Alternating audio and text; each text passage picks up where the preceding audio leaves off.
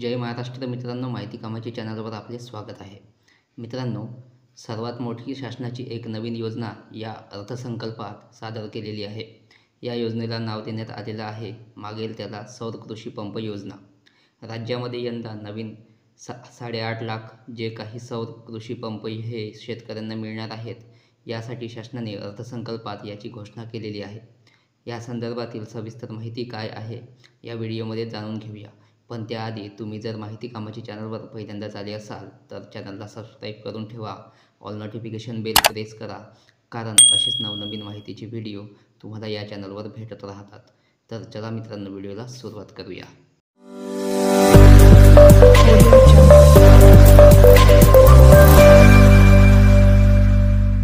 शेतकरी मित्रांनो, शेतकऱ्यांसाठी मागेल त्याला सौर कृषी पंप या नवीन योजनेअंतर्गत 8,50,000 सौर कृषी पंप बसवण्यात येतील, अशी घोषणा राज्याचे उपमुख्यमंत्री व अर्थमंत्री अजित पवार यांनी याबाबत माहिती दिलेली आहे. विधानसभेत अंतिम अर्थसंकल्प सादर करताना हे मांडण्यात आलेले आहे की आता या नवीन योजनेअंतर्गत 8,50,000 सौर कृषी पंप बसवण्यात येणार, यासाठी ही घोषणा करण्यात आलेली आहे.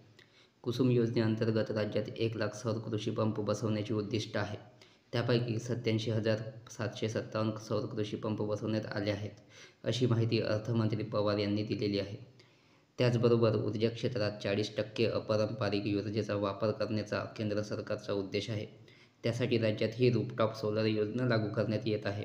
त्यासाठी 78,000 मर्यादित अनुदान देण्यात येणार आहे, असे देखील पवार यांनी म्हटलं आहे. सर्व योजनांचे सौर ऊर्जीकरण करण्यासाठी पुढील 2 वर्षात आवश्यक निधी उपलब्ध करून देण्याचा दावाही अर्थमंत्री यांनी केलेला आहे. मित्रांनो, तुम्हाला जर ही माहिती आवडली असेल तर व्हिडिओला लाईक करा, कमेंट्स करा आणि तुम्ही जर माहिती कामाची यूट्यूब चॅनलवर पहिल्यांदाच आले असाल तर चॅनलला सबस्क्राईब करून ठेवा, ऑल नोटिफिकेशन बेल प्रेस करा, कारण असेच नवनवीन व्हिडिओ तुम्हाला या चॅनलवर भेटत असतात. धन्यवाद मित्रांनो.